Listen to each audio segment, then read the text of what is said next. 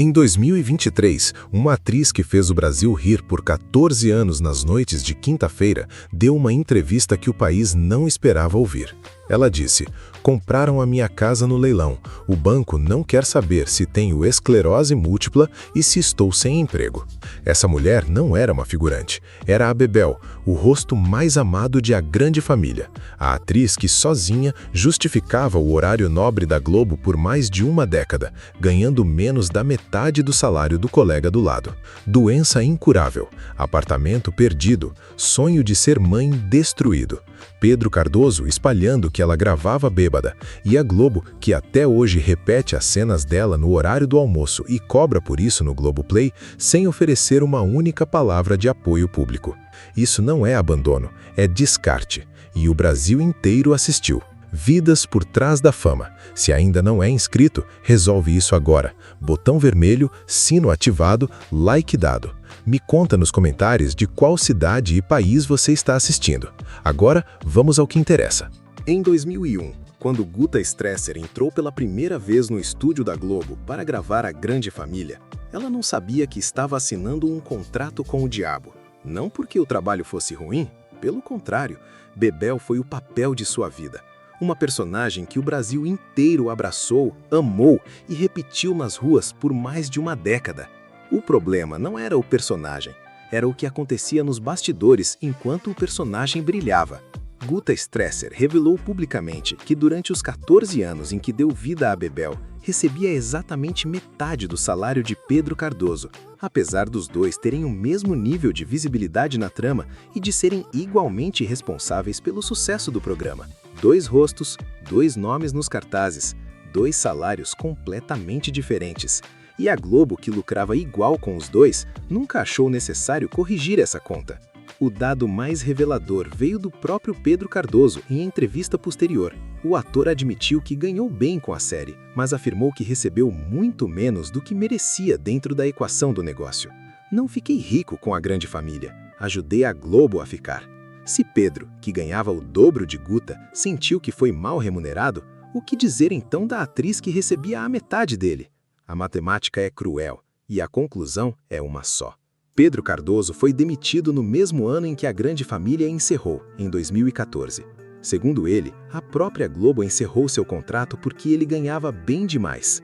"Quem ainda ganha dinheiro com o seriado é a Globo, não eu", disparou o ator. Se essa foi a realidade de quem ganhava o dobro, imagina a de quem ganhava a metade. Guta saiu de 14 anos de audiência garantida, sem reserva financeira suficiente, sem contrato novo e com uma doença degenerativa que ainda não sabia que tinha. O maior escândalo dessa história não é a doença, é o seguinte: em 2025, A Grande Família continua sendo reprisada no horário do almoço em todo o Brasil. Continua disponível no Globoplay, onde a emissora cobra assinatura mensal para assistir. A Globo segue faturando com o rosto, a voz e o talento de Guta Stresser, enquanto ela, em 2023, perdeu o apartamento para um leilão e declarou ao jornal O Globo que o banco não queria saber se ela tinha esclerose múltipla ou estava desempregada. Isso tem nome, e não é gratidão. Em 2020, Guta Stresser estava no palco do Domingão do Faustão, participando da Dança dos Famosos. Para qualquer outra pessoa, seria apenas um desafio físico. Para uma atriz que passou a vida inteira com o corpo como ferramenta de trabalho, era mais uma prova de que ainda estava no jogo. Mas o corpo tinha outro plano. Durante os ensaios das coreografias, ela passava a sequência completa de passos e, quando terminava, não lembrava mais nada. Absolutamente nada. Não entendia o motivo, sempre tive facilidade para essas coisas. Com esforço, porém, consegui avançar na competição e não dei mais muita atenção àqueles lapsos. O corpo estava gritando. Ela achou que era cansaço. Os sinais foram se acumulando em silêncio. Esquecia palavras básicas como copo e cadeira. Depois de 2 horas parada assistindo TV, sentia dores musculares inexplicáveis, formigamentos frequentes nos pés e nas mãos, enxaquecas fortíssimas, variações bruscas de humor e um zumbido constante no ouvido que não parava, como um fio desencapado causando curto-circuito dentro da cabeça. Cada sintoma isolado parecia explicável. Juntos, eram um alarme que ninguém ainda sabia decifrar. Os médicos que ela procurou no início não ajudaram. O diagnóstico mais comum que recebeu foi o de sempre: estresse. Afinal, ela era uma atriz de TV em ritmo intenso de gravações, com uma separação recente e incertezas profissionais se acumulando. Guta chegou a cogitar que poderia ser Covid-19 ou sintomas relacionados à menopausa. Foi um tombo na sala de casa que finalmente acendeu o alerta real. Procurou um otorrino-laringologista achando que o problema era de equilíbrio. O médico disse que estava tudo bem. Ela insistiu numa ressonância magnética. Esse gesto de insistência pode ter mudado o curso de sua vida. O resultado da ressonância chegou em 2022 com um diagnóstico que a fez perder o chão na mesma hora: esclerose múltipla. Nem sabia direito o que era aquilo, só que afetava o cérebro, e só isso me soou aterrorizante, declarou a revista Veja.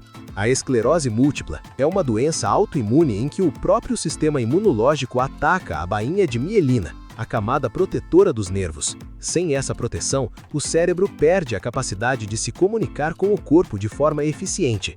Sem cura, com tratamento, para sempre. Por 12 anos, Bebel e Agostinho foram o casal mais amado da televisão brasileira. O público torcia, ria e chorava junto com eles toda quinta-feira à noite. Fora das câmeras, Guta Stresser e Pedro Cardoso construíram uma amizade real, com improviso, cumplicidade e admiração mútua. A gente tinha uma química muito boa. O Pedro é uma pessoa difícil, mas também tinha um lado alegre, piadista. Às vezes tinha umas coisinhas de ego, mas o casal funcionou muito. Ele é muito bom ator, tem um jogo de contracena muito bom. A gente improvisava, os autores curtiam. 12 anos funcionaram. Os 2 últimos destruíram. Em 2012, durante uma gravação externa com 50 figurantes, clima ruim, frio intenso e cenas repetidas à exaustão, a tensão explodiu. Guta se recusou a regravar mais uma tomada, apontando o desgaste físico que estava enfrentando. Pedro Cardoso veio andando em sua direção, gritando: "Achei que ia me bater", e disse: "Você é uma escada, você não é nada, só existe por causa de mim", relatou a atriz. Não foi dito em particular. Foi gritado no set, na frente de toda a equipe, com câmeras e imprensa por perto. O Brasil que via o casal perfeito na telinha nunca imaginou o que acontecia quando o gravando parava. O que veio depois foi pior do que a briga. Pedro Cardoso começou a espalhar nos bastidores e fora deles que Guta aparecia para gravar embriagada. Uma acusação grave, falsa e deliberadamente destruidora para a reputação de uma atriz numa indústria onde a imagem profissional é tudo. Sofri um assédio horrível. Ele me acusou de ir trabalhar embriagada e isso prejudicou minha carreira, confirmou Guta publicamente anos depois. O único vício que ela admitiu ter tido foi o cigarro, altamente desaconselhado pelos médicos após o diagnóstico de esclerose múltipla. A Globo, diante do conflito entre 2 dos seus maiores ativos, tomou uma decisão prática. Separou os personagens na trama, criando uma história de separação entre Bebel e Agostinho nos 2 últimos anos da série. A solução foi narrativa, não humana. Ninguém chamou os 2 para resolver. Ninguém tomou partido. A emissora protegeu o produto e deixou os 2 artistas se virarem com os cacos da amizade destruída. Guta e Pedro gravaram os episódios finais praticamente sem se olhar fora das câmeras. Anos depois, Guta foi direta sobre as condições em que aceitaria trabalhar novamente com ele. O salário teria que ser o dobro para compensar o tempo que recebia a metade que ele ganhava em A Grande Família. Tem que receber por insalubridade, né? A ironia mordaz diz tudo. Uma mulher que passou por assédio moral, acusações falsas e uma disparidade salarial absurda. E que ainda assim foi capaz de transformar tudo isso numa frase que arranca gargalha e indignação ao mesmo tempo. Estou esperando o pedido de desculpas até hoje. Até hoje, ele não veio. Em 2017, a Globo mudou silenciosamente sua política de contratos. A emissora passou a não renovar mais os vínculos fixos de atores, atrizes e apresentadores considerados caros, substituindo contratos de exclusividade por acordos por obra certa, onde o profissional só recebe enquanto está trabalhando num projeto específico e fica sem renda assim que ele termina. Uma decisão empresarial fria, tomada numa sala de reunião, que mudou a vida de dezenas de profissionais que tinham construído carreiras inteiras dentro daquele prédio. Guta Stresser foi uma delas. Quando o contrato de Guta não foi renovado após o fim de A Grande Família, ela não era apenas uma atriz desempregada. Era uma mulher de 50 anos, recém-divorciada, com tentativas frustradas de engravidar que tinham drenado toda a sua reserva financeira e com uma doença degenerativa que ainda estava aprendendo a enfrentar. Compraram a minha casa no leilão. Desde que fiquei sem contrato com a Globo, não consegui mudar o meu financiamento.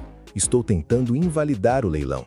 Corro risco de sair daqui sem nada do que paguei. O banco não quer saber se tenho esclerose múltipla e estou sem emprego, declarou ao jornal O Globo em julho de 2023.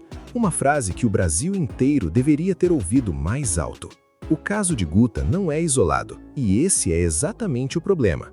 Cláudia Rodrigues, que interpretou Marinette em A Diarista e foi diagnosticada com esclerose múltipla ainda nos anos 2000, teve seu contrato com a Globo encerrado enquanto enfrentava a doença. Em 2014, sofreu um surto grave provocado pela própria demissão, que comprometeu sua locomoção, visão e fala. 2 casos, 2 atrizes, 2 doenças idênticas, a mesma emissora, o mesmo desfecho. A partir de que ponto isso deixa de ser coincidência e passa a ser padrão? Guta foi direta ao expor a crueldade da situação. Quem tem grana está bem de vida, empregado consegue. As pessoas falam em abundância. Que bom que veio para elas, porque para mim a abundância veio e passou que nem um sopro. Já me vi quase na mesma merda antes de entrar em A Grande Família, só que eu não tinha 50 anos nem esclerose. A frase não é amargura, é um raio-x preciso de uma realidade que o setor audiovisual brasileiro prefere não discutir. O que acontece com o artista quando adoece e a emissora não precisa mais dele? A resposta prática está nos números. A Globo continua transmitindo A Grande Família no horário do almoço todos os dias para milhões de brasileiros. Continua cobrando assinatura mensal no Globoplay para acessar os episódios. O rosto de Guta, sua voz, seu timing cômico perfeito, tudo isso segue gerando receita publicitária em 2025. E enquanto isso, a atriz declarou que a crise financeira interferia diretamente no tratamento contra a esclerose múltipla. Estou tentando, mas isso seria o melhor dos mundos. Não existe forma mais clara de explicar o que é descarte institucional. Existe um detalhe na história de Guta Stresser que a maioria das pessoas que assistiu ao vídeo mais viral sobre ela não sabe, ou subestima. A crise financeira que a levou a perder o apartamento não começou com a esclerose múltipla. Não começou com o fim do contrato com a Globo. Começou muito antes, com um sonho que ela perseguiu em silêncio por anos, gastando tudo o que tinha, sem contar para ninguém. O sonho de ser mãe. Guta admitiu publicamente que realizou várias tentativas de inseminação artificial ao longo dos anos. Talvez a minha situação financeira hoje em dia seja reflexo do tanto de tratamento que fiz para engravidar. Tentei várias vezes, mas não deu certo, e você não recebe o seu dinheiro de volta. Declarou com uma honestidade que cortou o coração de quem ouviu. Cada tentativa de inseminação artificial no Brasil pode custar entre 3 e 8 mil reais, sem garantia, sem reembolso, sem volta.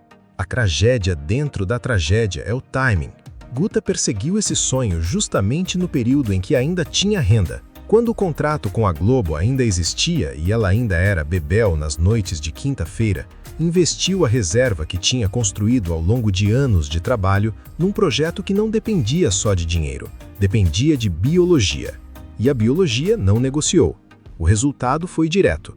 Quando o contrato com a emissora acabou e a esclerose múltipla chegou com as contas de tratamento, não havia mais colchão financeiro para absorver o impacto. Tudo tinha ido para as clínicas de reprodução assistida. O que torna essa parte da história ainda mais pesada é a solidão em que tudo aconteceu. Guta estava num relacionamento de 16 anos com o músico André Paixão durante as tentativas de inseminação artificial.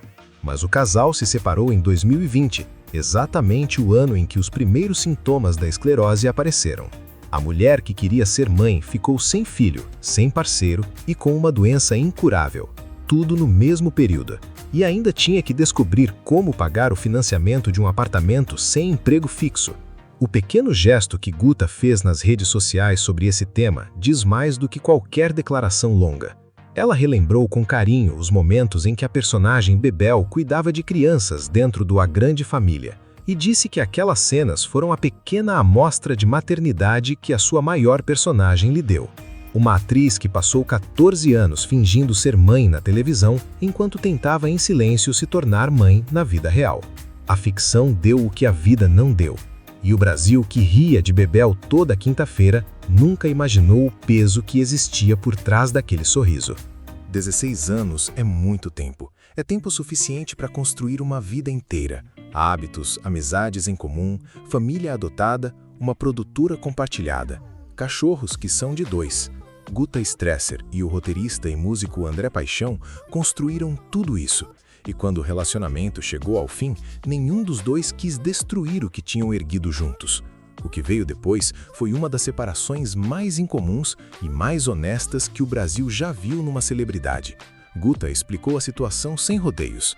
É uma coisa difícil de explicar. A gente mora junto e é sócio na produtora. Há algum tempo decidimos ter cada um o seu quarto e a sua vida, de certa forma. Temos muito respeito um pelo outro, muita amizade e uma boa parceria artística. 2 adultos que perceberam que o amor romântico tinha mudado de forma e escolheram não destruir o resto por causa disso. Numa indústria onde separações viram guerra pública, isso é raro, mas o contexto em que tudo aconteceu é o que torna a história pesada. A pandemia foi o catalisador. A própria Guta reconheceu que o confinamento de 2020 foi o divisor de águas. Não é fácil a convivência numa situação de pânico, medo e confinamento social. A gente não teve um momento de falar assim, não quero mais ver sua cara. O que teve foi um movimento de dizer, a gente há muito tempo já não está se entendendo do jeito que era. E foi exatamente em 2020 que os primeiros sintomas da esclerose múltipla começaram a aparecer. Relacionamento se desfazendo, doença chegando, tudo ao mesmo tempo. O detalhe que a maioria das manchetes ignorou é o seguinte: Guta descreveu a fadiga da esclerose como um cansaço, como se tivesse sempre corrido uma maratona já ao acordar. Uma mulher com esse nível de esgotamento físico, numa separação recente, sem contrato fixo de trabalho, com as inseminações drenando a reserva financeira e ainda tentando manter uma produtora funcionando com o ex-marido dentro da mesma casa, a conta emocional disso não cabe em nenhuma planilha. O que sobrou da relação com o André foi, na opinião da própria Guta, o que havia de mais sólido nela. A gente sempre foi conversando e entendendo que o momento de cada um estava diferente. A gente refaz a relação, que vira esta amizade, sociedade e cumplicidade. É uma pessoa com quem posso contar, e ele vai poder contar comigo sempre.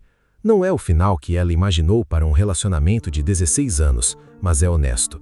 E num momento em que a solidão da doença poderia ter sido total, manter uma pessoa de confiança por perto, mesmo que num quarto separado, pode ter feito toda a diferença. Existe uma crueldade específica na esclerose múltipla que Guta Stresser descreveu com uma precisão que nenhum manual médico consegue capturar. Esclerose múltipla, essa doença invisível que às vezes até parece que só a gente que sente que tem sabe, porque aparentemente eu estou bem, mas só eu sei o esforço que é, por exemplo, atravessar essa piscina nadando. A fadiga é um dos sintomas que mais sinto, um cansaço como se tivesse sempre corrido uma maratona já ao acordar. Acordar já exausta, todo dia, sem dia de folga, sem perspectiva de melhora permanente. A doença não se comporta de forma linear, ela vem em surtos, episódios de piora aguda que podem durar dias, semanas e que às vezes deixam sequelas permanentes quando passam. Guta relatou que durante um desses episódios chegou a perder temporariamente a visão e a capacidade de caminhar. Uma atriz que vive do corpo, da expressão, do movimento, paralisada entre as 4 paredes de casa, sem enxergar, sem se locomover, enquanto o mundo de fora ainda a via como a Bebel sorridente e cheia de energia da televisão. O contraste entre a imagem pública e a realidade privada não podia ser mais brutal. O tratamento que mantém o quadro estável é sofisticado e financeiramente asfixiante sem suporte. Guta revelou que o primeiro passo foi tomar um medicamento caríssimo que só consegue obter graças ao SUS. O medicamento me mantém equilibrada, sem crises. Também passei a cuidar mais de mim. Hoje pratico yoga, mudei a alimentação e faço todo tipo de exercício para o cérebro, de leitura de livros a palavras cruzadas. Mais recentemente, incluí no tratamento óleo de CBD, que tem se revelado promissor. Uma rotina construída tijolo a tijolo, não por escolha estética, mas por necessidade de sobrevivência funcional. Além da medicação, o protocolo completo de tratamento inclui fisioterapia, terapia ocupacional, acompanhamento psicológico e atividades físicas supervisionadas. Tudo para preservar a autonomia e a qualidade de vida pelo maior tempo possível. Cada uma dessas sessões tem custo. Cada consulta neurológica tem custo. Para quem está sem contrato fixo, sem reserva financeira e com apartamento perdido em leilão, montar essa estrutura de cuidado depende quase inteiramente do SUS e da própria resiliência. Guta disse abertamente que não conseguia seguir o tratamento à risca por falta de condições. O momento mais revelador de toda essa história veio numa declaração ao Fantástico que parou o Brasil. Fiquei apavorada. Quando eu pensei que nunca mais poderia trabalhar como atriz, eu pensei que não valia mais a pena viver, que não valia a pena, não tinha sentido para mim continuar a vida mesmo. E saber que eu posso continuar trabalhando, sabe? Uma mulher que encontrou na possibilidade de continuar sendo atriz a única razão para seguir em frente, e que ainda assim, 3 anos depois, segue sem contrato fixo com nenhuma emissora. A razão que a manteve viva ainda está sendo negada a ela todos os dias. No dia em que A Grande Família terminou, em 2014, Marco Nanini disse numa coletiva que a amizade entre o elenco iria prevalecer para sempre. Marieta Severo foi ainda mais longe. Em 14 anos, a gente se encontra mais entre nós do que com nossa própria família. Eram palavras ditas com lágrimas nos olhos, num momento de despedida genuína. O problema é que palavras ditas em coletivas de imprensa e realidade cotidiana são coisas muito diferentes, e Guta Stresser descobriu isso da forma mais dolorosa possível. A verdade sobre o elenco de A Grande Família após o fim do programa é esta: cada um foi para o seu lado. Guta explicou sem amargura que não existe um encontro fixo marcado entre o grupo. Não temos um dia oficial. A gente tá sempre se encontrando por aí por conta da amizade. Nos vemos em momentos assim, como lançamento de livro, aniversários, estreias.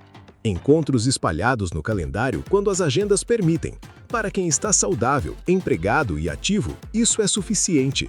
Para quem está doente, sem contrato e lutando para manter o teto, a distância tem outro peso.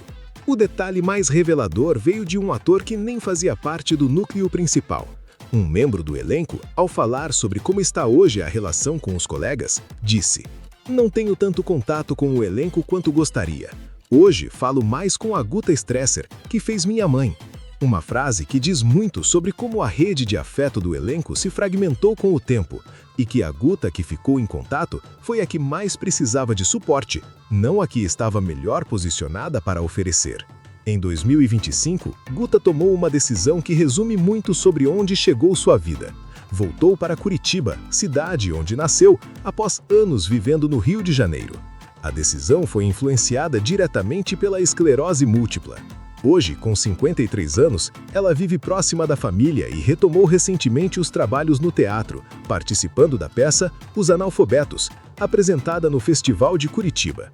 Uma atriz que fez o Brasil rir por 14 anos numa das séries mais assistidas da história da televisão brasileira, agora num festival de teatro regional, longe do Rio, longe dos estúdios, longe do holofote que um dia foi o seu endereço natural. Os comentários do público nos vídeos sobre Guta são um espelho do que o elenco não diz em público. Centenas de pessoas escrevendo que a viram sozinha, que a situação é injusta, que alguém deveria ajudar. O que chama a atenção não é a falta de afeto, é a falta de presença real. Palavras bonitas em datas especiais nas redes sociais são fáceis. Aparecer quando a conta do hospital vence, quando o apartamento vai a leilão, quando o surto da doença deixa alguém sem conseguir andar por dias, isso é outra coisa. E os comentários do público dizem com todas as letras: essa presença não apareceu. Se a história de Guta Stresser fosse um caso isolado, seria uma tragédia pessoal. O problema é que ela não é isolada. Cláudia Rodrigues, esclerose múltipla, demissão da Globo, surto grave provocado pelo desligamento. Guta Stresser, esclerose múltipla, contrato não renovado, apartamento leiloado. E então chegamos a Marcos Oliveira, o Beixola, outro rosto inconfundível de A Grande Família, outro ator que deu à emissora anos de audiência garantida e saiu da série de mãos vazias. Marcos Oliveira enfrentou em 2024 uma crise financeira severa. Recebeu ordem de despejo após atrasar o aluguel do apartamento no Rio de Janeiro e, em setembro, passou mal e precisou de um cateterismo de emergência. Aos 68 anos, o ator que fez o Brasil gargalhar por mais de uma década com o Beisola estava ameaçado de perder o teto, exatamente como Guta tinha perdido o dela um ano antes. O roteiro era o mesmo, os atores eram diferentes. A dificuldade financeira de Marcos Oliveira começou com a ausência de trabalhos desde 2014, ano em que a grande família terminou, e foi agravada por golpes. Segundo ele, enquanto estava acamado após uma cirurgia durante a pandemia, alguém pegou seus cartões bancários, tirou fotos dele e contraiu empréstimos em seu nome. Hoje já estão perto de R$500 mil, disse ao jornal O Globo. Um homem doente, imóvel numa cama, sendo roubado. E a emissora, que ainda passa Beisola no horário do almoço todo dia, não emitiu uma nota sequer. A situação chegou a tal ponto que a advogada de Marcos Oliveira começou a considerar encaminhá-lo para o retiro dos artistas, o asilo para artistas sem condições financeiras. O Marcos só recebe uma aposentadoria, não tem como arcar com uma dívida mensal alta, explicou a advogada. O Beisola. O personagem que virou meme nacional, que aparece em compilações de YouTube com dezenas de milhões de visualizações, que é até hoje citado em conversas cotidianas no Brasil, sendo cogitado para um asilo de artistas aos 68 anos. O padrão está documentado, com nomes, datas e declarações públicas. Guta Stresser perdeu o apartamento em 2023. Marcos Oliveira recebeu ordem de despejo em 2024. Cláudia Rodrigues teve surto de esclerose causada pela demissão em 2014. 3 atores do mesmo universo criativo, 3 décadas consecutivas de abandono. E a mesma emissora que os lançou ao estrelato segue faturando com o conteúdo que eles ajudaram a construir, sem um programa de suporte, sem um fundo de proteção, sem uma palavra pública de responsabilidade. O silêncio institucional da Globo diante de tudo isso é, ele mesmo, uma declaração. Existe uma frase que Guta Stresser disse no Festival de Curitiba, em abril de 2025, que resume quem ela é agora, depois de tudo. O nosso é o teatro possível, no limite entre o amador e o profissional, mas com gente de teatro velha de guerra. Podemos não ter condições para ter advogado ou contador, pois para ser ator hoje no Brasil, você precisa de Wi-Fi, smartphone e, se possível, uma boa dermatologista e as unhas feitas para aparecer na revista.